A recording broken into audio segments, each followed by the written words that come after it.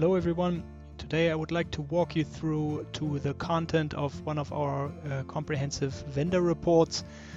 This is one of our South African level 3 vendor reports, which is one of the most comprehensive reports that we have on offer, as you can see here from the front page.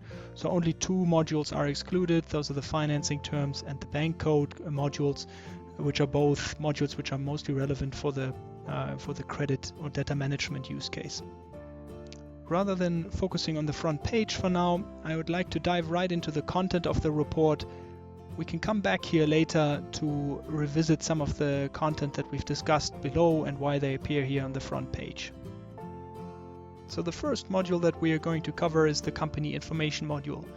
Now this module looks like it has got a lot of boring and fairly basic information in them, but some of the data points here are actually very relevant for any procurement manager or supply chain officer for a variety of reasons. So right up on the top here, you have a brief description of the history of the company, whether it's a smaller company, whether it has always had that name, whether it was taken over by a different company, whether it's a family company, just a little bit of context around the history and the position and the type of company that you have here in front of you. The second part here is the other major operations and business sectors, as well as the industry. So these give you an idea of what is the core business of the company, and since normally the companies are best at doing what their core business is, it also gives you an indication of what the company is good at. So if you're only buying secondary services from this company, that could be a point of concern, or at least a point where you might want to investigate further whether the company is going to give you the quality and quantity that you actually require of their products or services.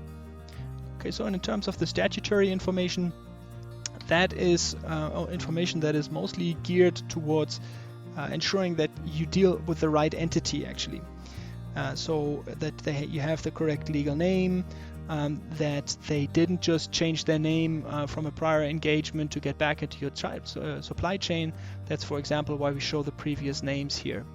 Obviously, the registration number, which also gives you an idea of what kind of company structure it is, and how old the company is when it was registered and when it started trading, and obviously very importantly also whether the company is in business in deregistration or whether there are some other kind of business statuses that might be problematic. Next up, we've got the contact details.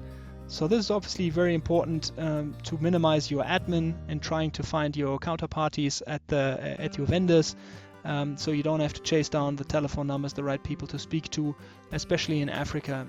Normally you will see multiple numbers in here for African countries and possible multiple email addresses as well. And it's also interesting to see whether companies have their own domain address, their own domain for email addresses.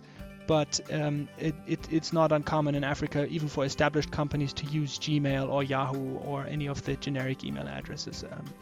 Further down here you have the registered physical address as well as the trading physical address, which are both very important components. The registered physical address tells you where the government thinks the company is.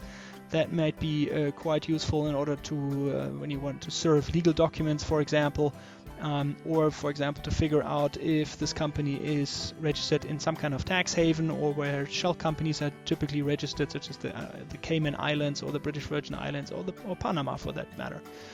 The trading physical address from a very practical perspective is where do you need to ship any kind of goods, where can you find that company really on the map. So if you wanted to check out on Google Maps whether the company actually has a footprint where they say they do, then that would be the address that you would typically use.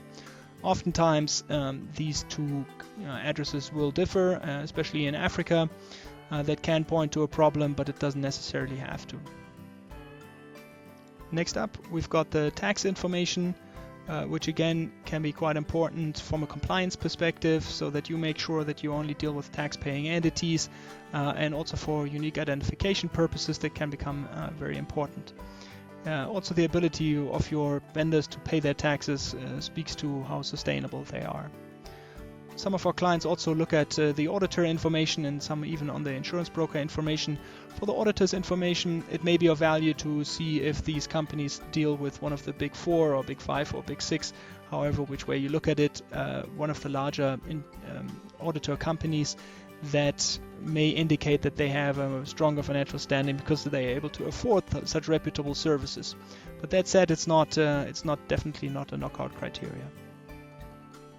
I just want to point out that the statutory information as well as the registered addresses and the postal addresses are actually cross-checked against what the government has on record on this company. So in South Africa, this is automatically cross-checked with the Registrar of Company here in South Africa, which is called CIPC.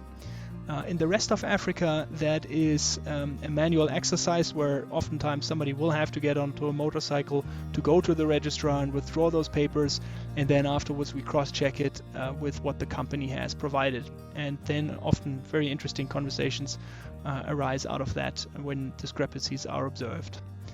The same goes for tax information. In South Africa, this is automatically cross-checked with SARS, whereas in the rest of Africa, we would have to go separately to the revenue authorities to look at the papers that they have on file for this company to cross-verify these numbers and to see whether they actually pay their taxes.